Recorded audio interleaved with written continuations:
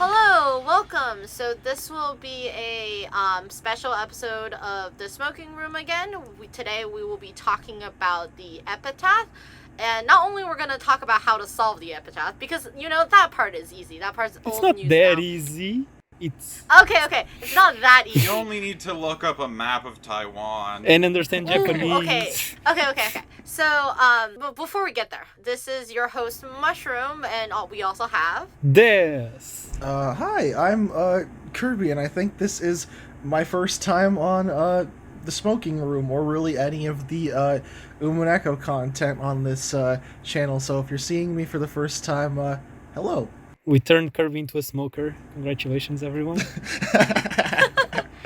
Yes. And I am Yensid. I was asked just randomly an hour before they started recording, hey, you want to join the episode? And I was like, no, I do not want to. And then 5 minutes before they started recording, I was just like, okay, I'll join. We held him at gunpoint. Oh yeah, we didn't say this, but Smoking Room is always spoiler-filled. We're going to talk about lots of spoilers. So, today we're going to talk about the Epitaph. So, to prep you, listeners beforehand, I, Mushroom, was editing the Book Club 14 before we were starting this episode. And what actually happened is that in Book Club 14, we covered the part in EP3 where Eva solves the Epitaph and she becomes Evatress. And during that episode, in the spoiler section, we end up getting into a 20-minute long conversation where I explained to both Lorenzo and Des how to solve the Epitaph and the different translation differences and so on and so forth. What I realized is that was such a humongous conversation that it would basically weigh down the episode, so I cut all of that out. And after I cut all of that out, I was like, wait, then how are we going to explain the Epitaph and all of that stuff? So this is how this episode started. So now we're going to have a whole Smoking Room where we first spend the first half explaining Epitaph, and in the second half, we're going to go through something more exciting, which is that we're going to go through old BBS boards Japanese explanations of the Epitaph that turn out to be wrong, but that was actually referenced in Umineko, and we're gonna get there. So after the Smoking Room, where we cut out a whole chunk of a book club episode, made a whole Smoking Room out of it, we decided to do the same thing for the second time. The Smoking Room is becoming the OVA of the book club. That's very true. It basically is where we have to take out a chunk from the book club and put it somewhere.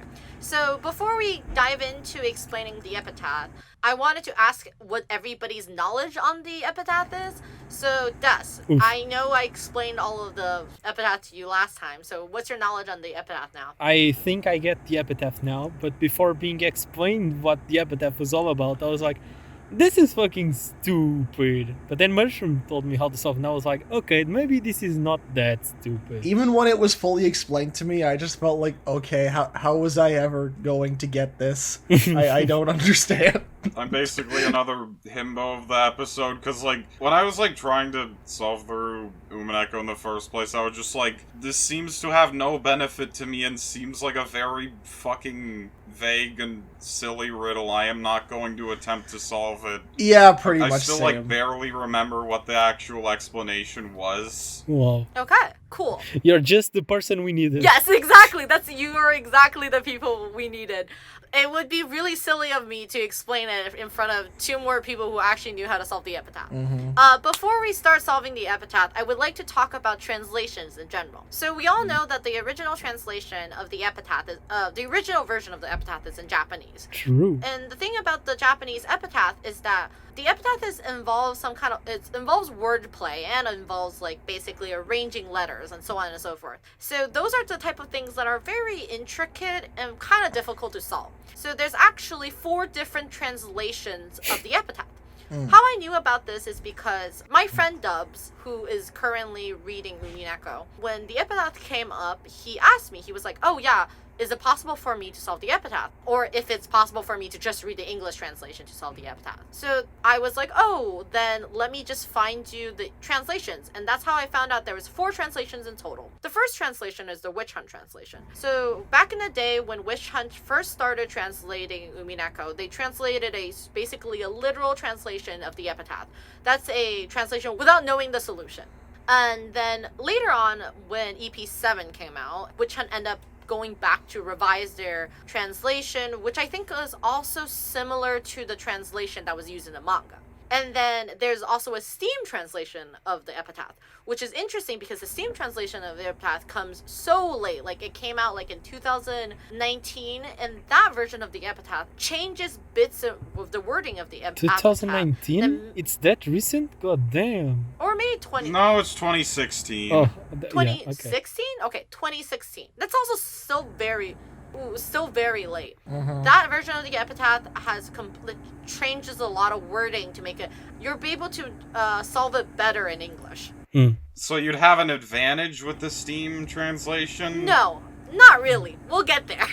Okay. And then I think there's another version. There's 2 Witch Hunt translations, 1 manga, 1 Steam.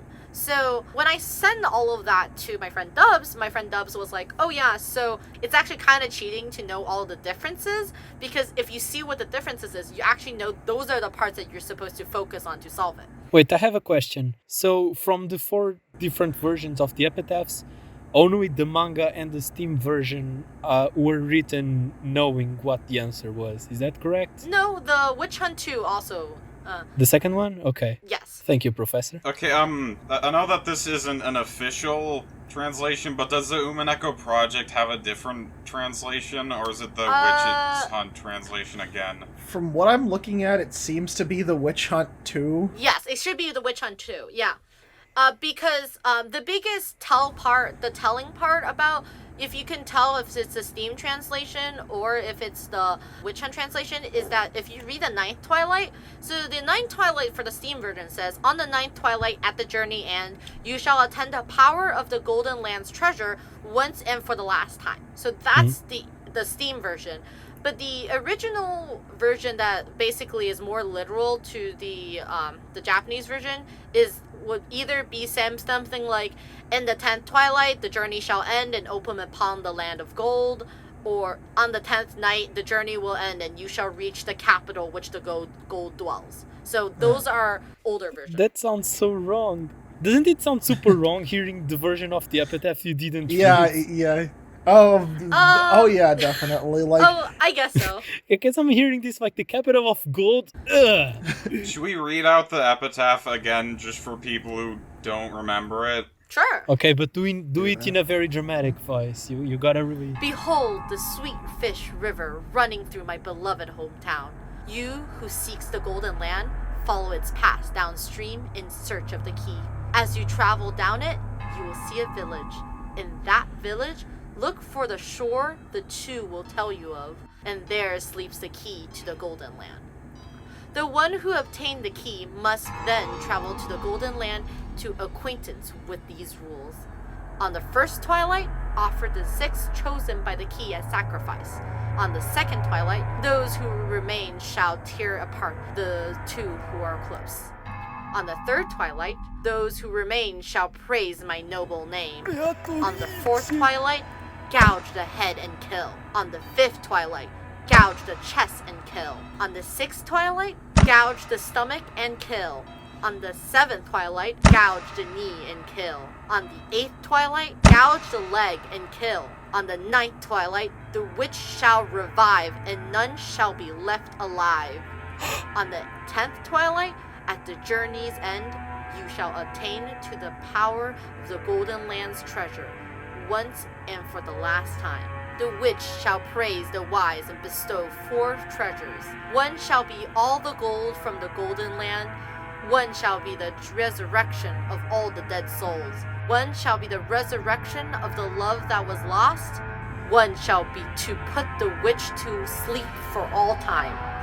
Sleep peacefully, my beloved witch Beatrice. The end. So that's the Epitaph. I'm going to talk about all the hints first, and then I'm going to talk about the translation differences, and then we're going to talk about how you solve it, and that's the order. Okay, Okay. that makes sense. So the Epitaph was just briefly mentioned in EP1. As in briefly, as in everybody shows up, reads the epitaph, and they get to this letter from Beatrice and says, solve this epitaph or you die. And then everybody dies. And then everybody dies. And then literally last minute, Balor was like standing in like King Zol's room, and he looks at the portrait and he looks at the epitaph, and he's like, oh yeah, the epitaph. Holy shit, the killings? Wait, we still have to solve that. There's only 10 minutes left. Oh yeah, god. basically, he was like, wait, the killings, there were all the epitaph this whole time. And then that's the end of EP1. They don't even get close to even like looking at the epitaph. And the epitaph was brought up again in the EP1 Tea Party, where they were like, oh, let's get together and solve the epitaph, just like the witch wanted us to. Like, let's put our heads together and not get like super like bogged down by all this murder or something. So this is the time when basically all you have is like the epitaph itself, not many clues. So in EP2, we still don't actually have that much of clues about the epitaph, but there's a very interesting thing that happens in EP2. So in EP2, we go to the chapel door, and of course the first chapel killing, first Twilight happens. And when they were leaving the chapel, they look up at there's like weird words on top of the chapel. Basically, everybody looks at it, and Balor looks at it, and Balor's like, oh, well, my English sucks. Like, what does this say? Like, like the English says, this door is ... opened ... only at ... the probability of, and then a word that he doesn't know. And then George, as a brain cell he is, looks at it, and it's like MBTQ, and he's like, oh, how many does that mean? I don't even know. I can't even count that. Like, what is that number? Like, he doesn't even say number. He just says, like, what is MBTQ? And then he just doesn't say anything. He's just like, I don't know what that is. Yeah. And that shows up in EP2 New Rules. So that is something interesting, because now we know that there's like a word on the chapel, and it says the door will open only at the probability of something, and it seems to be MBTQ. So basically, just keep that knowledge, I guess.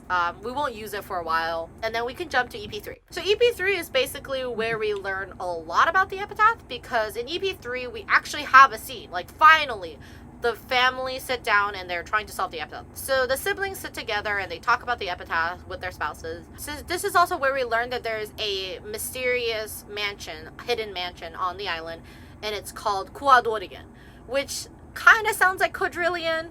Oh, I didn't even think of that. Oh, that makes sense.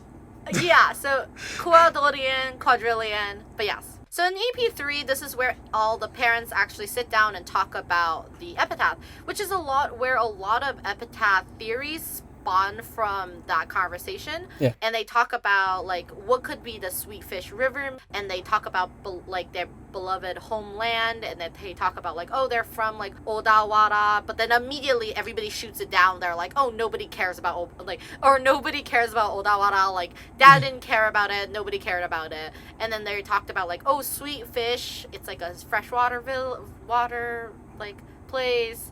And everybody talks about all these like different hints. They like thought it might be like something that's like a bloodline. They talk about like family tree. Yeah, they throw out a lot of hypotheses. They like throw out a lot of shit. Like they talk about like village, and like the word village has the word like sato, which is it's li, if you're a Chinese speaker. And in Maria's name, the li is also there.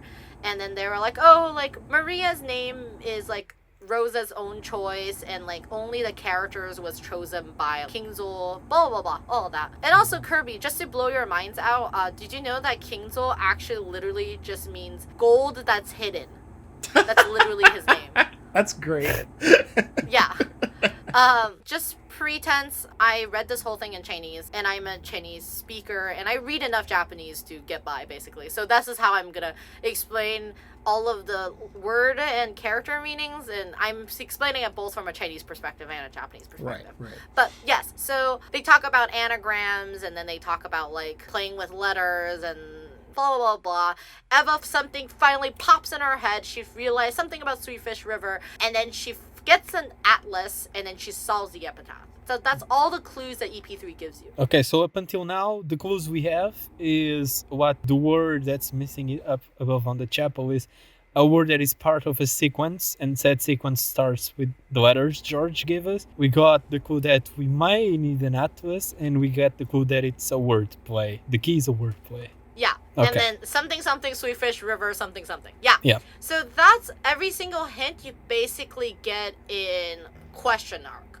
I don't think they give you any more. Oh, specifically speaking, the only hint you get in EP4 is actually this. In the end of all the conversation between Battler and Beatrice, and after Beatrice basically says, "Who am I?" which is the most fucking crazy moment. Before that, basically Beatrice looks at Battler and was like, "I have nothing else to say to you. Go to the chapel." That's another hint. And then the other humongous hint in EP4 is that when Angel is going around and meeting a bunch of people in the 1998 world, she goes and meets Kumasawa's son. She meets the son, and the son talks about oh yeah, my mom was actually kind of weird, and she was really into mystery novels and shit. So when Angel was looking out on the table, she finds a bunch of pictures, and then one of the pictures that she finds is a picture of a large door of a Western style house or something, and she can't really see anything about it. And her son was it whispered that it pointed out to the location of the 10 ton of hidden gold, and then she looks at the arch above the door, where she reads English words on there, and it seems to be what the picture was focused on. And the pen writes the translation into Japanese, and it says the door would only open at the probability of 1 out of quadrillion. But it doesn't say quadrillion in the text. It basically gives you how many zeros is that? 12 zeros. A lot of zeros. A lot of zeros. Too many. So if you're too fucking stupid, if you look at a bunch of zeros and you're like, what the fuck number is that? Me. You'll never arrive at the word quadrillion. You'll be like, oh, that's a lot No, of zeros. you will because of George's hint. It goes from M, which is million, to B, which is billion. Yeah, but at that point, you have read 80 hours to 100 hours of Umineko. How would you even remember George's hint, which is M to B to T to Q, which is million, billion, trillion, quadrillion. I actually don't think I even remembered that until it was brought up just now, if I'm being entirely honest. That's how far back it was in my mind. I hope, Kirby, what I want you to walk out of this is to feel like you're super big brain. We're gonna explain so much random stuff. It's gonna be so much fun. You can flex on the 2 other people who would care about hearing about the Epitaph. Yeah. Because it actually makes sense. As I said before this, I was like, this is fucking dumb. Only Japanese people would be able to figure this shit out. And I'm like, no, the Epitaph is actually cool. I take that. Yeah, and some Japanese people couldn't even solve it. We will get there. We'll get to the Japanese people who came up with other theories. So this is the fun part.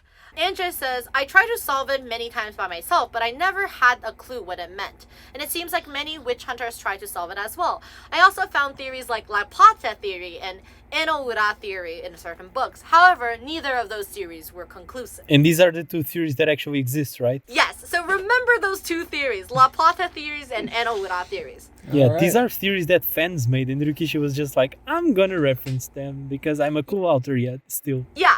For now. So this is a very interesting thing because when my friend Dubs was reading this part of EP4, he was like, hey, do you know what this La Plata theory and Owari theory is about? And I was like, I don't know. So I Googled those English words, of course, on English Google. And nothing came out. It was mostly just pages that link back to Umineko Let's Plays. So I was like, oh, it's probably just something Ryukishi made up. So then I was curious because I don't know if you guys have played the original Witch Hunt version, but Witch Hunt versions for the question arc had grimoires. So which the grimoires are basically... Yes. Damn, I read which version then. It's confirmed because I remember the grimoires. Okay, so you actually read the Witch Hunt version then? Yeah. Okay, interesting. I think the Grimoires were in the Umineko Project version too. Oh, cool. Yeah, and I read the Umineko Project version. Grimoires are the translation note kind of stuff, right? Yes, correct. So I actually find them really helpful because they're actually really, really interesting and they provide you more thoughts. And it specifically notes things for you. Even if you didn't really caught it the first time. And one of the things that was noted in EP4 Grimoire was that it says, oh, La Plata theory and Owari theory were both real theories on Japanese BBS boards. And I was like, wait, really? Ah. So I was like, oh, then they must actually exist. So I decided, I was like, okay, let's just type all of this in Japanese, go put it on Google JP and like see what it comes up. And that's when I found my gold mine of very interesting Japanese BBS series. But we'll get there soon. Now we have all our question, our hints. So now we know there's this word quadrillion on the top of the chapel. We know the extent of the epitaph. We know there's an atlas, and that's basically it. Like, Isn't that enough to solve the epitaph? yes, that's enough. That's enough to solve the epitaph. But I do want to say, one of the interesting thing is that in the very beginning of EP5, you are given the hint that, so Natsuya and Krause has this extremely romantic, like, traveling together in Taiwan, and he talks about, like, have this, like, I don't know what they're called, but they're called binlong in Chinese, but like have this thing, like chew on it and then spit it out and blah blah blah. And he's like, oh, father used to really like it. I guess he had it a lot when he was in his youth. And that's another thing that you're supposed to know. I think they were in Hong Kong or something, but you would know that that's something that's only like popular in like Southern Asia, like Southeast Asia, and that's how you would also know that the Taiwan theory was correct. But yes, Right. So now with all of that said, let's solve the epitaph. Let's solve the epitaph. Okay. So one of the first thing you look at in the epitaph is the most important part is the Sweet Fish River part and the shore part. So like that's the second, it's the middle part of the epitaph. So how you would usually try solving it is by looking at the parts that basically they wanted you to look at, which is what they continuously talk about, which is the Sweet Fish River part, and then the part where they just continuously talk about how did they get to the village and blah, blah, blah. So the Sweet Fish River part, you're supposed to get to a train stop, but how do you get to the conclusion that it's something in Taiwan? So first thing is that Sweet Fish River running through my beloved hometown. So the idea is that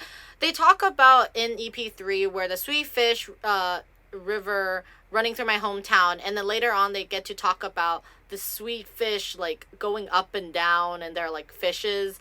It's like a fish going up and down, and then you're like, oh, if the fish goes up and down, then that's like a train. And if you Wait, look, what? How do you go from fish going up and down to train? the fish swims up and down the stream, and that's like a train. Oh, okay. Just metaphor. Okay. Yes, that's a I metaphor. would not associate with that with a train. It's just a metaphor. It's just we'll get there. We can talk about that more because they already talk about like what could it be a metaphor for, and they talk about like it could be like a family tree, which is still very weird from like a Sweet Fish River because they're thinking about like blood, like as in like our bloodline, like you know, and they talk about like it could be a lot of things. Like is it like an up and down elevator? It could be a literal river, like. But the idea is that you're supposed to learn that a sweet fish is a freshwater fish. It's a Yakuza back tattoo. One of the things that you're supposed to learn from the sweet fish is that sweet fish is a freshwater fish, and in Chinese, freshwater is called Danshui. So there's a Danshui River. So Danshui River also has a rail line which is called the Danshui Rail Line. And that's a river in Taiwan with a Chinese name?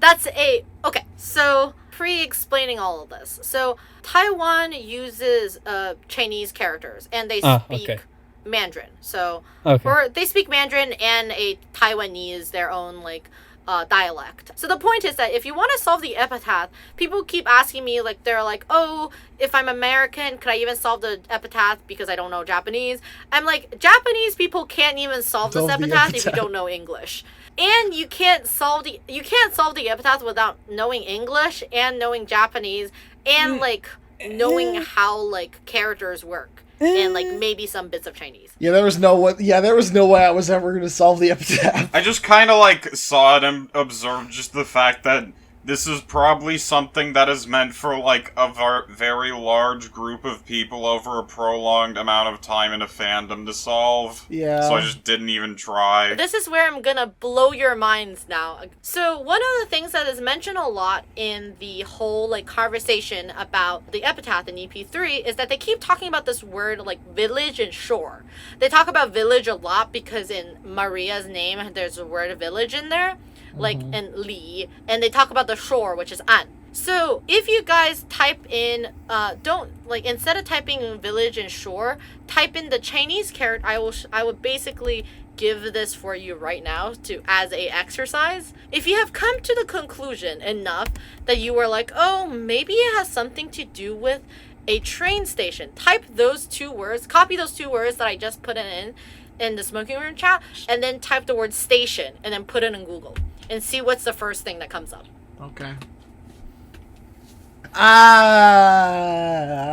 the first thing that comes up is called the Qilian station, which is Qilian station, which also pronounced as the Kilian station. So this is a very interesting thing because like even if you were just basically being like, oh, train station, something something shore, something something village, maybe I don't even know what the key is yet, but like maybe it has something to do with quadrillion. If you see the word Qilian, you are like, oh, blah, that's like the 6 letters that's supposed to be the key, and then quadrillion, like what other fucking word has the letter Q? And you know, there's a lot of overlap in it. But so, okay. if we were wait. Sorry. Break time. Because you said break. The Japanese people would also have to know English to solve this, and I'm like, but can you really compare? Because like someone from Asia, sure, they are not as familiar with Western characters, but still, the only Western character shenanigans they have to do is take out this word and then take out characters, whilst we have to like somehow find these characters online because you cannot copy the text from the game. So you have to somehow find these characters online to then post them on Google and hope that the characters you are looking for in your English search matches the ones that the text uses. Yeah. Okay, so we're gonna talk about how that might be possible. So what we just did right now with like the Chirian and the village, the shore, and that all of that, and like connecting it with quadrillion, that's not a very good explanation. We just basically threw a bunch of blind darts and it somehow all hit. That's just like working from the solution backwards logic. No, we could say that. Like, yes, sure. I just personally find it really interesting because if you were really sure it's some kind of station and you know the word li and you know the word an was very important, then like the village and the shore words were really important and you search those things up, then Killian comes up really easily. But I actually don't know, I actually don't think that's actually that easy to come up. So let's talk about how you can possibly solve it from actually what the Epitaph is giving you. So one of the things that you need to know is that you need to know how does the formation of Chinese goes. So the station that they're actually mentioning is Chirian, which is a station that has characters that look like this. In the Chinese formation of a word, there usually are parts that mean different things. So do you see the first 2 characters on the left part of the word has these 2 square things? Mm-hmm. Yeah. So those are in both they mean mouths in Chinese and in Japanese. So basically any words that have those as a side basically means that the word has something to do with a sound or a word. So if you go back to look at the Epitaph translation, it says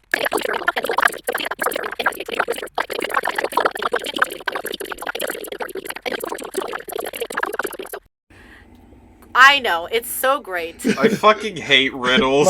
my head I'm is... not... Okay, I'm not the only one whose just brain is melting. You can just say it how you told it to me. Like Jan said, I'll explain this to you. It's really easy. You just, the first 2 characters are composed by different characters. But what they have in similar is the character for mouth, which is the thing you see on the left side. Right. And so anything that has the character for mouth has something to do with telling something. And the Epitaph literally says, look for the shore, the 2 will tell you of. So this is the 2 things that are telling us something. The 2 characters with word mouth, with the character for mouth. Okay. Does that make sense? And that's why there's that big cube. Yes, that's where the cube is. So once you see these 2 characters, which the 2 are telling you of, that's how you know you're on the right track. That's where Yeah. you should keep looking. And that's how you arrived at the Killian station. And then it says, there sleeps the key to the Golden Land. So that's your key. So now what you want to do is, who attained the key must travel to the Golden Land in accordance with these rules. I still don't even remember how we got these Japanese characters. Something about the mouth I'm like letter. that Okay, lost. okay, Okay. Let me catch them up. Let me catch them up from the perspective of someone who doesn't understand what you're saying when you speak Chinese. Okay. So, essentially, because we know that this is a sweet fish river, right? Then it's a river with sweet fish. So what Mush did was look for a river which is literally called Sweet Fish River in Chinese, right? No. Okay. So how do we know that we are supposed to use the word quadrillion for this? So Yes. there's two versions that we can solve it by, but we're going to talk about the English version first. So the Steam version that was translated after after knowing the answer, it says, on the 10th twilight at the journey ends, you shall attain the power of the Golden Land's treasure once and for the last time. And that is very different from the original Japanese text. So this is actually math, which is really interesting. So the idea is that you are Math? going from... Yes, math. But it makes sense. Yes, it makes sense. So the 10th twilight says the 10 twilights are raised to the 4th exponent, because the idea is that they're saying that on the 10th twilight at the journey end, you shall attain the power of the Golden Land's treasure. To the power of... Yes, the power Oh of... my god! Oh my So the 10th twilight are thus raised to the 4th exponent of each of the Golden Land's treasure, and the result is you raise the 4th exponent again to fulfill the phrase of once and for the last time, forming 10 quadrillion with the words 10th power, like power to the Oh my 4. God. So, and 10 that's quadrillion. how, That's 10 and that's how you get 10 quadrillion. That's great. Wait, 10 quadrillion? Wasn't it just quadrillion? I just wanted to read a funny Japanese visual novel. I get it now, because okay, so if at the end it's 10 quadrillion, then at the start of the 10 twilights it's just quadrillion. Okay, yeah, that does. There's something I still don't understand. We were solving this, and then we got to the part with the mouths, and then we jumped to this. I'm not sure if we're still on the same thing or... Okay, so this part of the episode got very confusing, so I'm here to quickly summarize everything we've gone through up until this point. So we do know from the Epitaph that we are supposed to have a word and then a key made of 6 letters that we are gonna take out from the main word. So the way we get the key, the 6-letter key, is by the metaphor at the start. So the freshwater river that is mentioned, it would lead you, by looking at an atlas, to an actual railroad in Taiwan, which the name of the railroad is literally called Freshwater Railroad. So that's how you'd get there. And then the Epitaph tells you that you will travel down it and look for the shore the 2 will tell you of. So you'll eventually get to a train station, which is composed of 3 characters. The last one being the character for shore. So you would find the shore that the 2 would tell you of. And that's the mouth characters we just talked about. So the 2 characters with the mouth would be telling you about that shore. So that's how you'd know that's the train station you're looking for. And the train station is called Quillian, which has 6 letters when written with Roman characters. So there you have the sacrifices of the first twilight that you're gonna take out from the main word, which we know it's quadrillion. And essentially the way the Epitaph wants you to reach the quadrillion word is by what it says on 10th twilight. So like rise the number of twilights to the power of each of the golden ones treasures, which are 4. But if you're like me and that doesn't exactly make much sense in your head, you can just think about it like, oh, we do note that there are some letters above the door to the chapel which say this door will only open to the probability of 1 to quadrillion. So since quadrillion and quillion are so similar, you'd essentially be like, oh, so we're gonna take out quillion from quadrillion. And that's how you'd solve this part of the Epitaph before going into the actual taking out and gouging and all of that stuff, which we are gonna get into No. So that's how you would know the key. So basically in EP3 they talk about how like, oh, maybe the words on from the first Twilight to the 8th Twilight are actually about removing words. How did Kinzo expect anyone to solve this shit? What a fucking idiot. So the idea is that you take the Killian out and now you just have blank space U blank space DR blank blank L blank O blank. So like that's what you get. You just have that. And then the idea is that on the second Twilight, those who remain shall tear the part of the two who are close. So DR used to be stuck together. You pull that apart.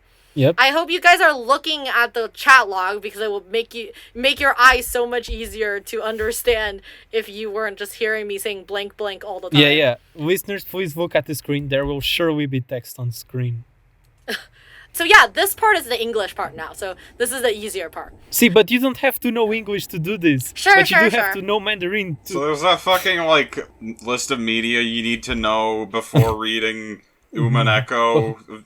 Just, like, all the books in the Bible and stuff. Do we need to add Mandarin to the... Yes. No, you Mandarin. don't. You truly don't. You have a fucking computer. Okay. That's the most magical thing possible, man. How like solvable is this, just I guess for someone who doesn't know Mandarin or Japanese, like just English? You're only able to solve it if you want to solve it. Like, I feel like if you want to solve it, you will go online and Google a bunch of shit, learn a bunch of things about, like, geography, learn some bits of Japanese. Like, not like saying that, but, like, I'm just saying, like, I know people who solve the Epitaph easy. Like, not easy. Like, I don't think solving the Epitaph is easy, but, like, there are people on YouTube, which you can watch, who are completely American people or Australians. Like Joe Chrono solved the Epitaph in EP3. Like you can watch their video on it. Like he's a completely blind reader. Like he wrote like a 17-page paper on it. Like it's a video that's like 40 minute long. I'm pretty sure. Yeah. Okay, that's true. I'm pretty sure Narnith like solved it. So yes, there are people who solved the Epitaph, even in America. So it's confirmed that it's doable. It's doable. Like I know, like Italian people solve the Epitaph. Clearly, if you wanted to solve it, you'll find a way to solve it. And I'm actually happy that you can't actually just solve it by Googling random things. Like you can if you just type the word village and shore and then station, you can't even solve anything. You have to Google for very specific things. So yeah. But anyway, point of the story is it's plausible, and you shouldn't think that it's implausible. We will get there, and I will show you in 2009 Japanese people who solved it and stuff. So let's keep going. We were on the third Twilight, correct? Yes, we get to the third Twilight, and the idea is that when you're praising somebody, you're saying like, how would you be able to form that? And it's a Lord. So that's the third Twilight. It becomes Lord Yu because it's Lord Ushiromiya. So like that's where the Yu comes from. Kinzo sucking his own dick. So the idea is that the fourth to the 8th Twilight are all actions you would perform if you were actually like at the door and trying to take it off. So the idea is that gouge is the idea like you stab something in and you twist it. Like that's basically the action you think of when you gouge something. So on the fourth Twilight, you gouge the head and kill. So you twist the L off and then you basically kill it, basically as in you take it off. So then then the O, then the R, then the D, then the U. Yes. And then on the 10th Twilight at the journey end, which just means like now you're done, the door fucking opens and you can go into the golden land.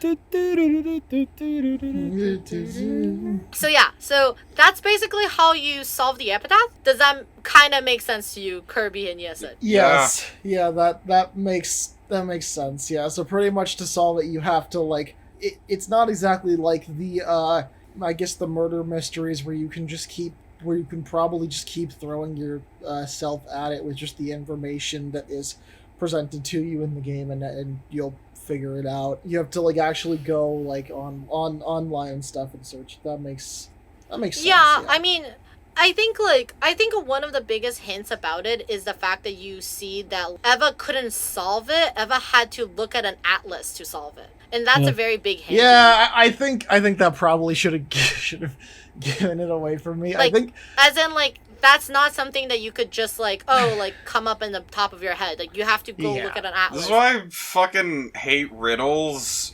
and like logic puzzles way more than I like riddles, because you fucking need to be on a similar wavelength of the person making it. Like, I don't look at this and think, alright, let me whip out my map of Taiwan. Or like, let me think of how this fish is actually a train. Well, but you would think of Taiwan because of the in-game hints, like Kurao's going on a vacation to Taiwan. Yeah, that's what I was gonna say. Specifically because it had ties to Kinzo and he wanted to look for some kind of clue. Or he just wanted to connect with Taiwan. Yeah, but yeah, correct. So even if you didn't think like the same wavelength thing, but like Umineko still gave you some hints, like Taiwan hints. I think is really important. They mention a lot. They act like in EP4 they talk about like the epitaph has something to do with the chapel door, and that's also how you would know the quadrillion word. Yeah. I don't know if any listener out there know Japanese, but yes, I do know that the Japanese way is solving the quadrillion part is different. I know it's capital, I know it's kyo, I know it's ke. I'm not gonna explain it because clearly we're just babbling. So now we're gonna talk about theories that basically didn't go to fruition, and that was mentioned in Umineko, and just things that weren't mentioned in Umineko. Yeah. If you thought like solving the epitaph was hard for like American people or just people who spoke English, now you can see how hard it was to solve if you were just Japanese and you didn't understand jack shit. Mm-hmm. What? Or didn't understand jack shit. As in, if you were Japanese and you still like was like basically led onto a wrong path, like yeah. You know. So these are, I assume, the two most popular theories for Yukishi to mention them. Yes, correct. It happens in the EP4 where Angel says like, oh, there's Owari Theory and La Plata Theory. Mm-hmm. So Owari Theory is what I'm going to explain first because I actually think it's pretty good theory. Okay. And then I'm going to explain La Plata Theory, which I think is kind of wild. Let's go. So Enoura. Enoura is a very funny pun. So Enoura is a place in Japan. But also Enoura means behind the painting.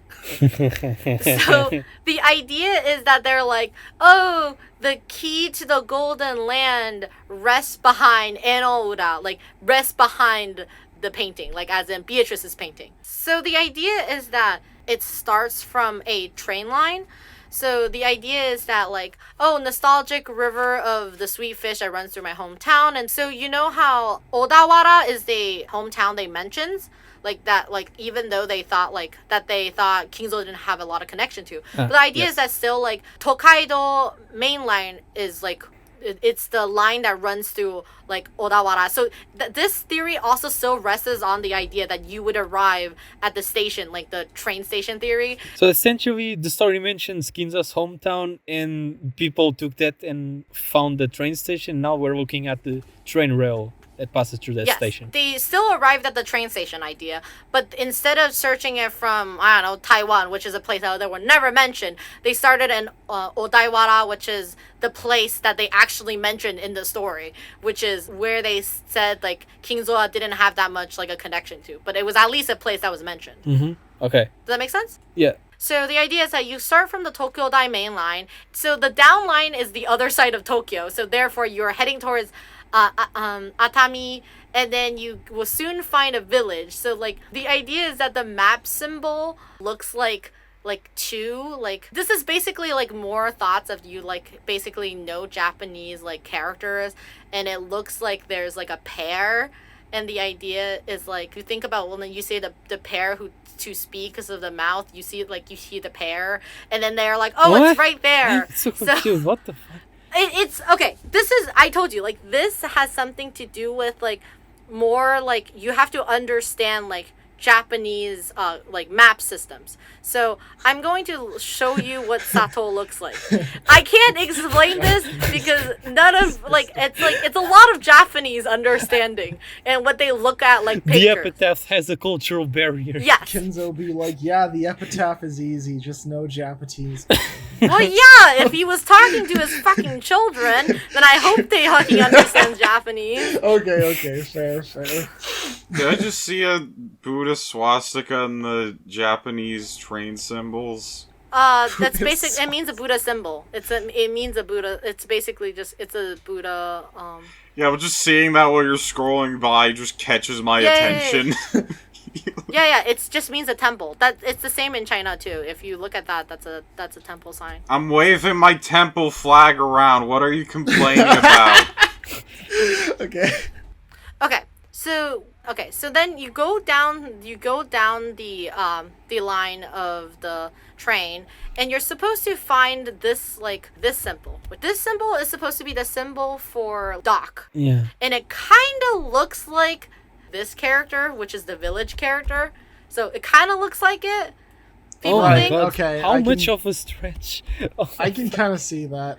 So then, the word for the dock, you can pronounce it with like ryo and ryoko. So this character, I will show you what it looks like. So do you see these two characters? Yeah. So when they're pronounced together, it pronounced something different. But if you pronounce them individually, you can kind of pronounce them as ryo, which means two, ko, which means mouth. So then you're like, oh, you get the two, and then you get the mouth. Now you have that part. Wait. Where did the characters come from? So first thing is that this Lee, which is originally the village, right? So this character kind of looks like the symbol that I just showed you, which is this like weird looking symbol. And that weird looking symbol on a map means a dock, like a fishing dock. And fishing dock is Ryoko. Is look like this, and you can pronounce it as ryoko, and ryo means two, and ko means mouth. Okay. And then you're like, oh, now you get the two in the mouth thing done. Okay. And then you arrive at Enoura. So Enoura is it's a place down that rail line. So then the idea is that on the first night you will give the Enoura place those letters up, and Enoura is 6 letters. So it's 6 letters for the key. So so they were like, it sounds pretty good. So the idea is that like this Enoura theory is pretty supported for a long time, because they were like, yeah, totally, like the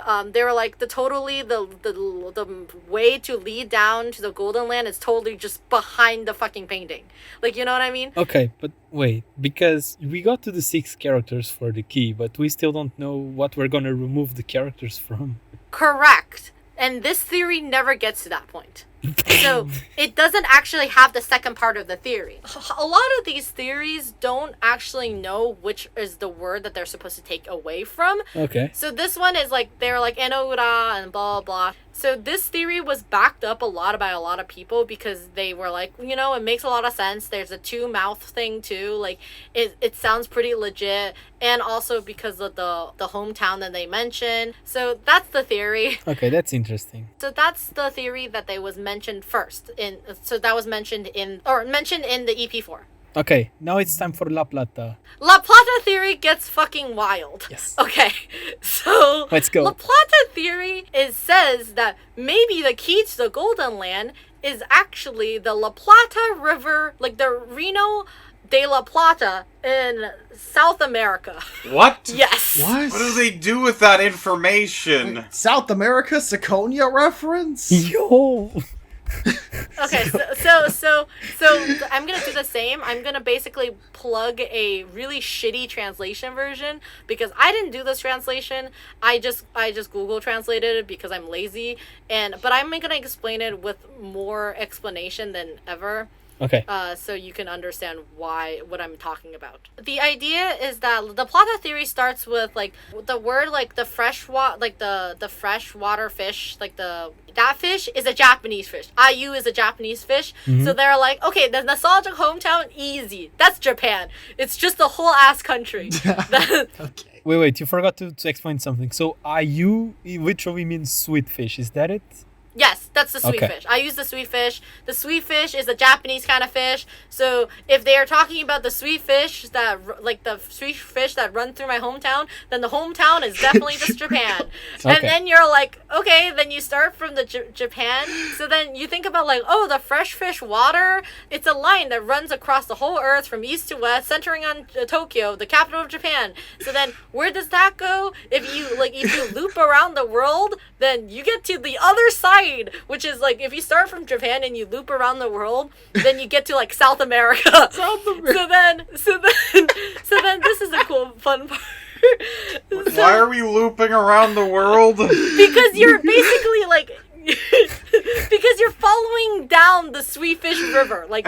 Is the river the ocean? Yes. Or it's like no, it's like the equator. If you're standing on one side of the equator and you're like, I'm gonna follow the line to get the other side, it's like it's the other side of the equator. So if you follow the line of Japan as the capital, and then you had to like basically like go from like all across like as a circle, you get to like South America. But anyway, we're there's gonna be way more ridiculous part of this. So then you have to look for like, oh, like what's the village of like the village that like goes through the freshwater river. It's supposed to be like that country's capital, get it? Like the village and capital. And then they're like, you could, hitori means like two people, but you also could say hitori li as also, it means two village. And because those are like puns in Japanese, like two people and two village could sound the same. So if you keep going down to the freshwater river, you will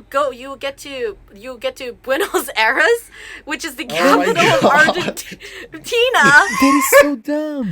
No, this is great. And then it gets to. We're in Argentina now. That's so dumb. You get to like two village. Okay, so the idea is that you will get to the idea is like hitori, which is like the two capitals. You have to get two capitals that's on the shore, and then. So you would get, so the idea is like the two people on the shore, the two people who are talking on the shore about the shore. So then it becomes like two capitals on the shore. Okay. And so now you're looking for two capitals that basically like two countries' capitals that's on like on the shore. Water or something. Okay. Yeah, Okay. on the shore. Makes more sense now. So then if you keep going like that, you would get to, and you would get to the idea if you write down. So, what the fuck? Agreed. Okay, sorry. I'm like literally reading this right now, and I'm like brain is exploding. No, I'm reading it, and I really like the part where it's like, the Rio de la Plata was discovered in 1516 by Spanish voyager Juan Diaz. It's like, this is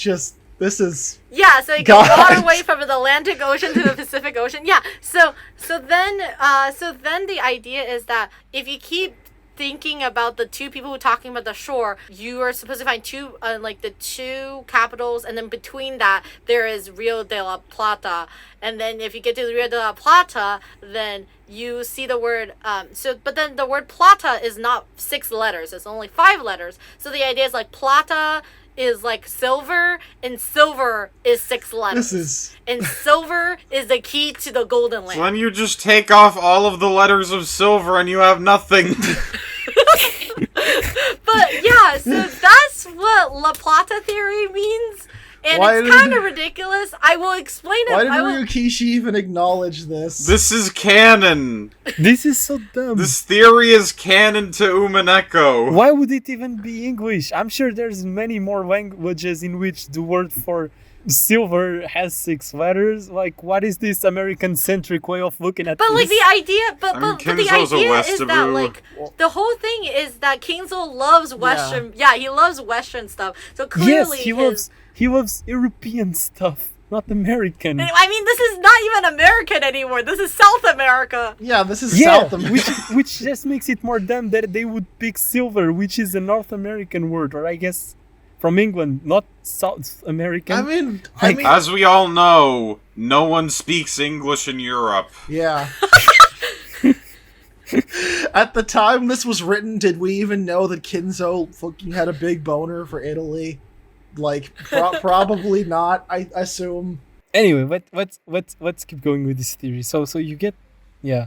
No, that's it. That's literally it. You don't actually. It's insanity. It's just. What a dumb theory. It's the greatest theory of all time. It is just canon in the Umineko universe that some fucking people thought this up and thought it was a real good theory. Like, the first theory made sense. Yeah, like, the first theory kind of makes sense. This one is like, you go to South America and you go to the Rio de Plata and you find the word silver and you remove all the letters and you get nothing, which is, I guess, the key to the I don't know. I mean, I haven't even, there's, those are the two theories that was actually mentioned by Ryukishi. So before the recording started, I explained to Des what's the umbilical cord theory. Umbilical. Which is, it's called the The umbilical cord. What? Okay, so the umbilical cord theory doesn't actually work that well, but I would try to explain it to you. It's interesting. It's an interesting theory, but it doesn't work that well at all. So, are you ready? Yeah. This Yes. gets fucking All stupid. right. So, the umbilical cord theory starts with like, oh, the river in this case, instead of being like train stations, it's actually blood. So the idea is that like, oh, the hometown, the beloved hometown is actually the mother figure of the household, which is Kingzo's wife. See, you can't say Kinzo's wife doesn't exist in the story anymore, can you?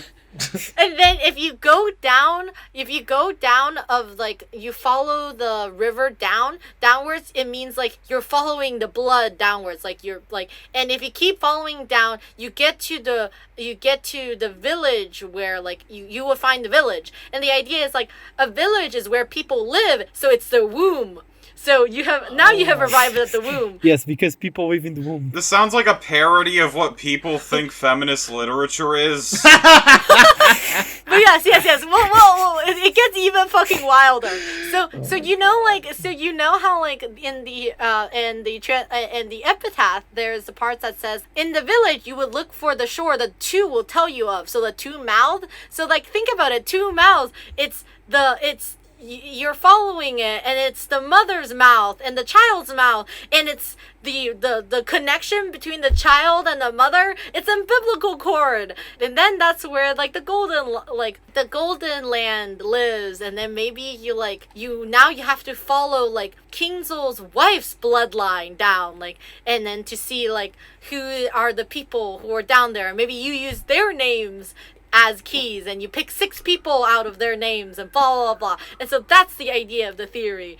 They even have a note underneath, and it says the foreshadowing for this theory is that in EP3, Eva Beatrice keeps saying like, why don't you just bite on your umbilical cord and die? Umbilical. It's not umbilical. Oh, sorry. Umbilical. I don't know why it's such a hard word for me. Umbilical cord. It's fine. So it's fine. she keeps saying that umbilical cord and die, and then Eva Beatrice keeps saying that. Like, she says that a lot. Like, I think she like, and she even says like, why don't you crawl back into your mother womb? And then like, So like, that's the idea of the foreshadowing. She doesn't say that a lot. She says that specific thing once. What do they think the resolution to this theory would have been? Like is Battler going to find his dead mom's grave at the grave at the island and just saw it open? I don't he digs know. it up, but he's like, I got the umbilical cord. Time to just put it into the key slot. My home! He puts it in his inventory. That's so gross. That's basically only like some of the Japanese ones that is about the weird theories.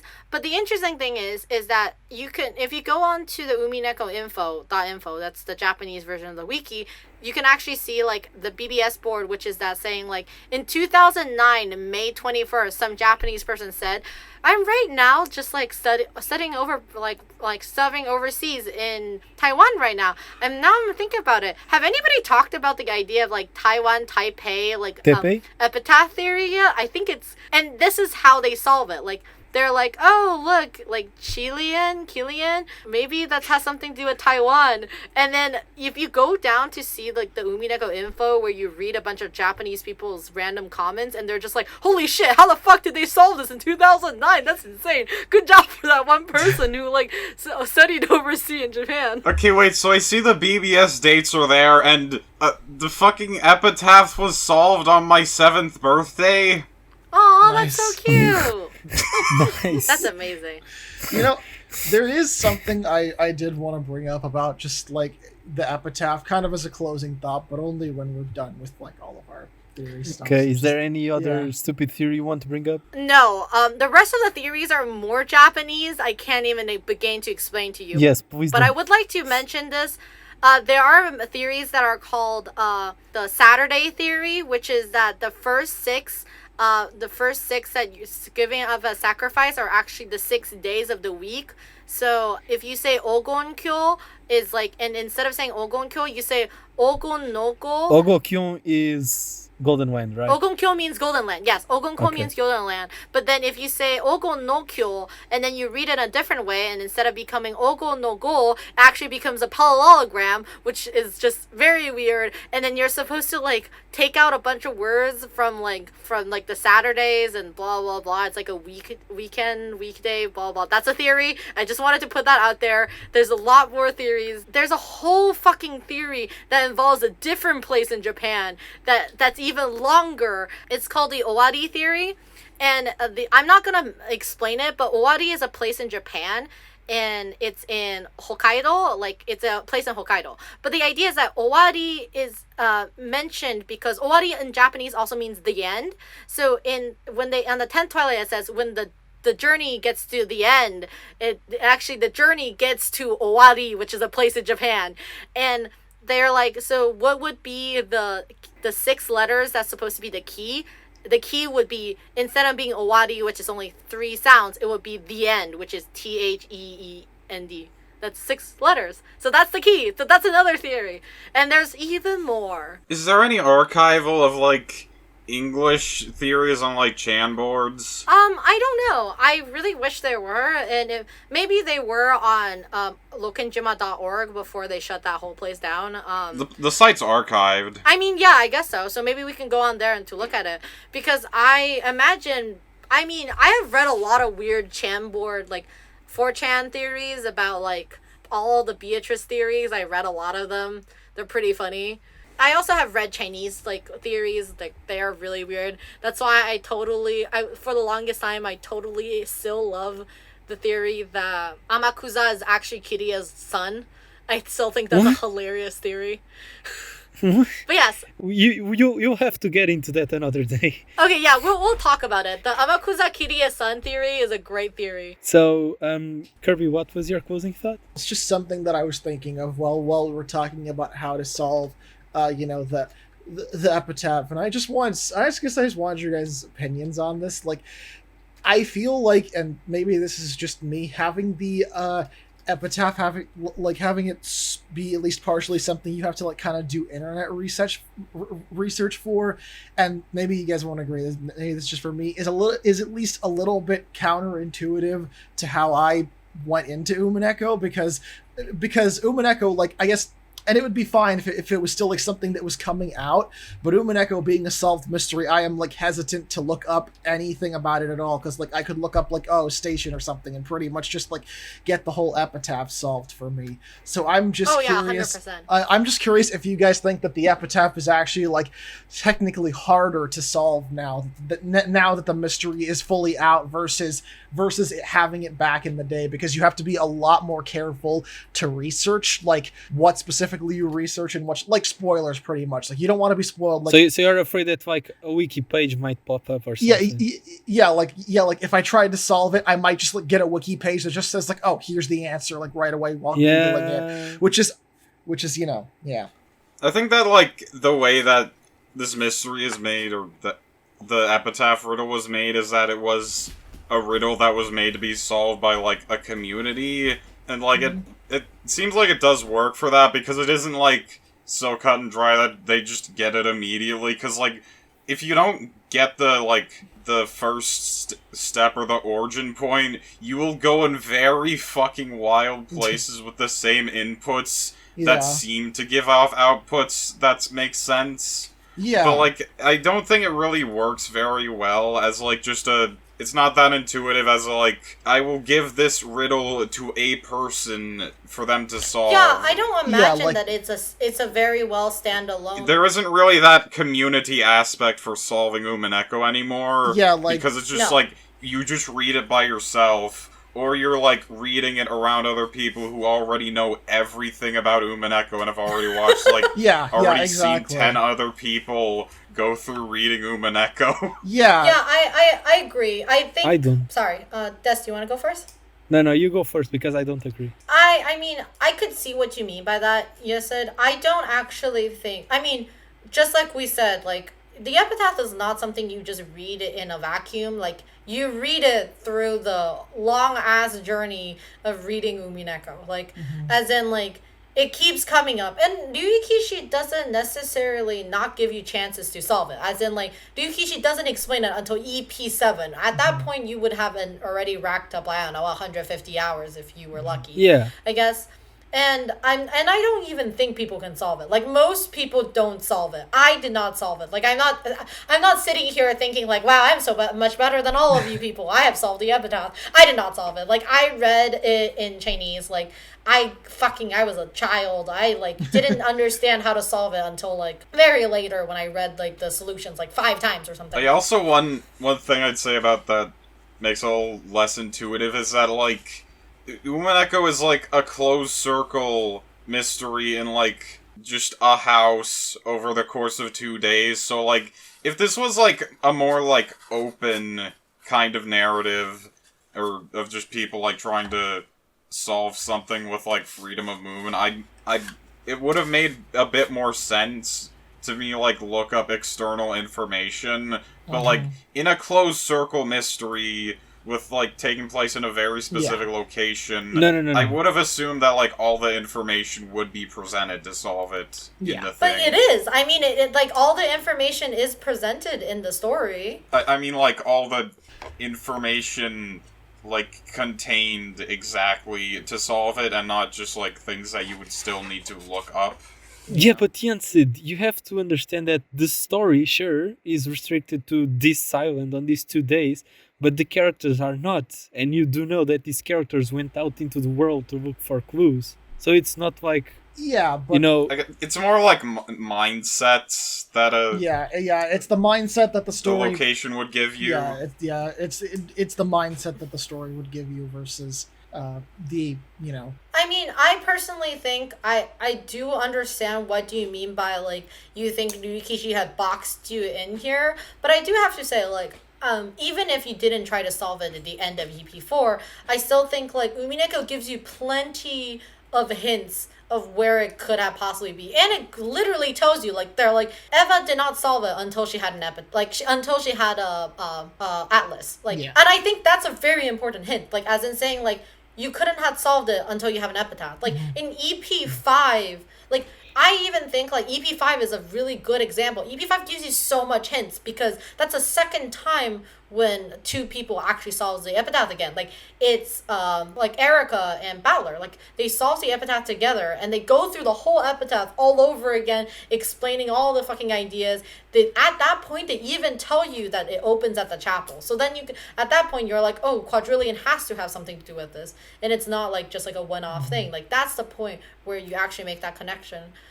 I mean, like, I'm saying all of this as a person who basically back-solved this whole thing. Like, I went back to cherry-pick all of the specific points that, like, basically all the hints that give you in, like, I guess, like, 200 hours of reading. But, I mean, I don't think it is truly... I don't think it's truly able to say that, like, Ryuichi didn't give you enough information. I think that, like, I guess you're not... I guess I'm kind of saying this from the mindset of someone who just, like, off the bat was just kind of like, I don't think I'm gonna try to solve this. So, which is totally fine. I mean, I was like, I don't fucking know what you're talking about. I was like, isn't this just for the murders? Like, what do you mean you can actually solve this? What do you mean I was supposed to go to Taiwan? Yeah, exactly. I tried to solve it. I followed the whole Chinese river from one side to the other. I tried a few times, but I figured, like, okay, I am... at least just my mindset going into it, I am going to have to look stuff up about this, so I'm either going to have to ask the people I know who know Umineko and just hope they don't give me too many, like, super just, like, easy clues, or look it up and potentially spoil myself. And between those two, I just chose to try and solve it on my own without looking anything up, which I guess I didn't think about. Yeah, I think I totally understand what you mean by that. Actually, funny story, Kirby, since you mentioned this. I do want to say, like, I'm glad that in the Epitaph is not powerful enough on the Google for you to basically, if you basically type the word shore and you type the word village and station, and nothing comes up, which is great. Yeah, that's good. Because that would really suck if you just like type those 3 random ass words in and it just showed up, and that would fuck my life up. Yeah, because then you'll be like, well, fuck, I guess that just solves it for me. No point in even trying. Yeah, exactly. Now. But however, I will have to say this. I did think it was really funny because my friend Dubs, who's the one who's currently reading it, loves doing outside research because he is a puzzle solver. Like, he does puzzle hunts and stuff, and he writes them as well. And he did a lot of outside research while we were reading Umineko. And one of the things that he looked up when he was looking around about numbers and chessboards is that he found out the letter, like the phrase Shannon number. Do you know what a Shannon number is? No, I don't.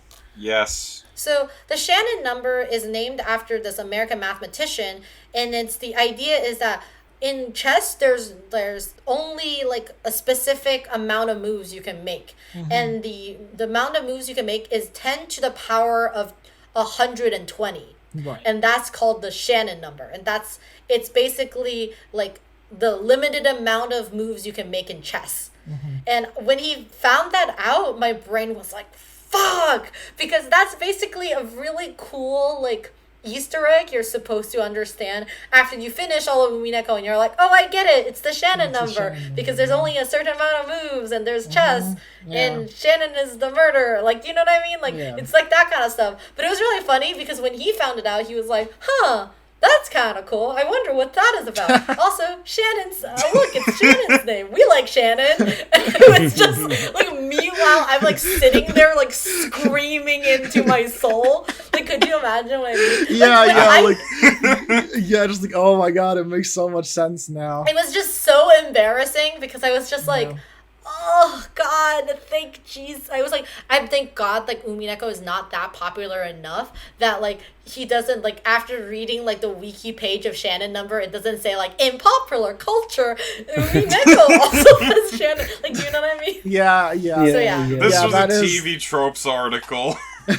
Oh yeah, I mean, I love TV tropes. Umineko TV tropes is such a great time to read. I definitely think like the solving aspect of Umineko gets harder because now there's just too many people who know everything about Umineko, and then there's just people who are completely clueless, which is why I have an aneurysm every single time I get onto r/Umineko. Guys, I got spoiled on Umineko. I found out that Kirei is a murderer. Should I even continue reading? Okay, don't make fun of those people. Like, that's a genuine concern that some people have, and I understand that. Yeah, I know. The people we can make fun of are the people who like, you know what? We shouldn't make fun of anybody but Go fans. We should no. Go fans. We should make fun of everybody. Guys, do I start Umineko with the question or the answer arcs? I don't know. Golden Fantasia. But yeah, so I think this should be the end of the episode now. I think we're good. Actually, I guess maybe one more, like, one just, like, random thought about the Epitaph. Okay. Sure, go for it. Is that I don't really like how it's, like, once you, like, get to the solution of it, there's, like, no real way to, like, feel like you got the solution, because, like, at the end, you're just like, I have letters. Yeah. And, like, it isn't like, oh, this makes sense, or you're just like, if, like, the thing hasn't come out yet, or you haven't gotten to the end of it, you're just like, what do I... Is that it? Yeah, you just wait for the story to confirm it. Yeah, kind of. Like, it's designed like a puzzle in a video game, but in a video game, you'd be able to input the solution. Yeah. Maybe he should have programmed something that if you go to like a picture and you like type in those letters and like something pops out and be like, you did it. Congratulations. I mean, that'd be like data mined immediately. Yeah, unfortunately. That's true. It'd be data mined. Or like mined. maybe a website, but that would also get like kind of data mined if you're not careful. So it's just kind of like one of those situations where you're screwed if you do, you're screwed if you don't. A lot of Umineko and like Higurashi are like very much Ryukishi writing a novel as a game, but I feel like that's one aspect that kinda does need to be a game, and it's not a novel designed as a game. Yeah. Interesting thought. Yeah, I think probably the Epitaph, and maybe this is just my personal opinion, but I think the Epitaph, while it is good and interesting, is the weakest part of the mystery these days. Yes. I really like I really like solving the murderer mystery. That's probably the most fun I had, is just spending like hours just sitting in front of my thing, looking over like LP archives, just going back and forth, trying to be like, okay, how could this be solved? Like Kirby, you should totally be on our next book club then. Yeah. It's tomorrow, right? Yeah, like with No.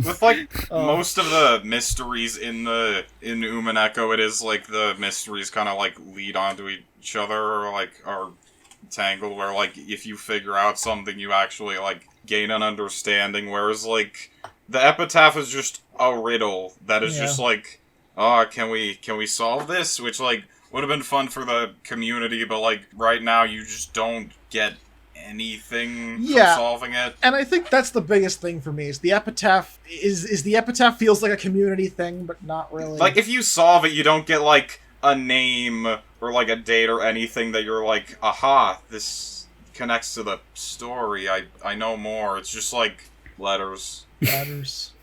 Because unlike with the murders, there's really supposedly only one way of solving them, as opposed to this where there's as much ways of solving the Epitaph as you're able to stretch your limit of what you accept as a feasible. I mean, I don't even think people agree with that. People constantly make different murders.